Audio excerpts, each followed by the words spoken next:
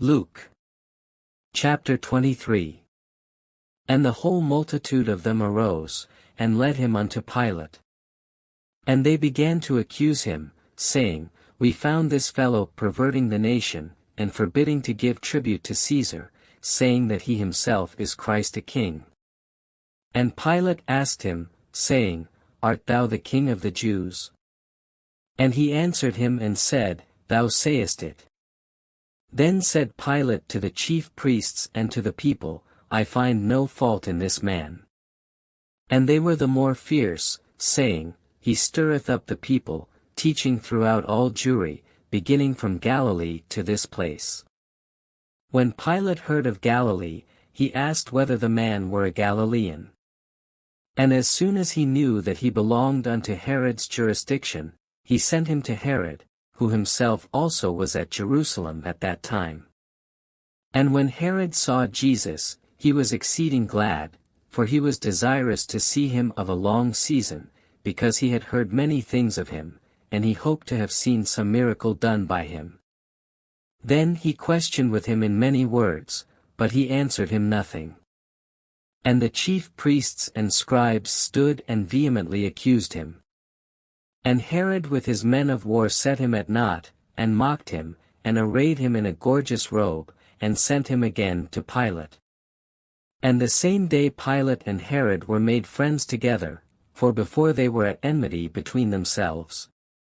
And Pilate, when he had called together the chief priests and the rulers and the people, said unto them, Ye have brought this man unto me, as one that perverteth the people, and, behold, I, having examined him before you, have found no fault in this man touching those things whereof ye accuse him.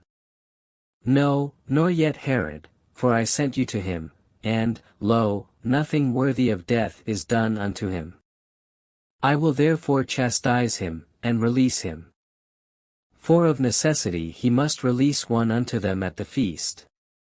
And they cried out all at once, saying, Away with this man, and release unto us Barabbas, who for a certain sedition made in the city, and for murder, was cast into prison. Pilate therefore, willing to release Jesus, spake again to them.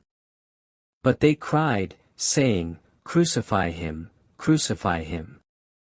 And he said unto them the third time, Why, what evil hath he done? I have found no cause of death in him, I will therefore chastise him, and let him go. And they were instant with loud voices, requiring that he might be crucified. And the voices of them and of the chief priests prevailed. And Pilate gave sentence that it should be as they required.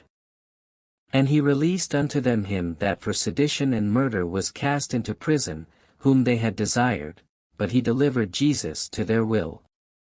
And as they led him away, they laid hold upon one Simon, a Cyrenian, coming out of the country, and on him they laid the cross, that he might bear it after Jesus. And there followed him a great company of people, and of women, which also bewailed and lamented him. But Jesus turning unto them said, Daughters of Jerusalem, weep not for me, but weep for yourselves, and for your children. For, behold, the days are coming, in the which they shall say, Blessed are the barren, and the wombs that never bare, and the paps which never gave suck. Then shall they begin to say to the mountains, Fall on us, and to the hills, Cover us. For if they do these things in a green tree, what shall be done in the dry? And there were also two other malefactors, led with him to be put to death. And when they were come to the place, which is called Calvary, there they crucified him, and the malefactors, one on the right hand, and the other on the left. Then said Jesus, Father, forgive them, for they know not what they do. And they parted his raiment, and cast lots. And the people stood beholding. And the rulers also with them derided him, saying, He saved others, let him save himself, if he be Christ, the chosen of God. And the soldiers also mocked him, coming to him, and offering him vinegar. And saying, If thou be the King of the Jews, save thyself. And a superscription also was written over him in letters of Greek, and Latin, and Hebrew, "This is the King of the Jews." And one of the malefactors which were hanged railed on him, saying, "If thou be Christ, save thyself and us." But the other answering rebuked him, saying, "Dost not thou fear God, seeing thou art in the same condemnation? And we indeed justly, for we receive the due reward of our deeds, but this man hath done nothing amiss." And he said unto Jesus, "Lord, remember me when thou comest into thy kingdom." And Jesus said unto him, "Verily I say unto thee, today shalt thou be with me in paradise."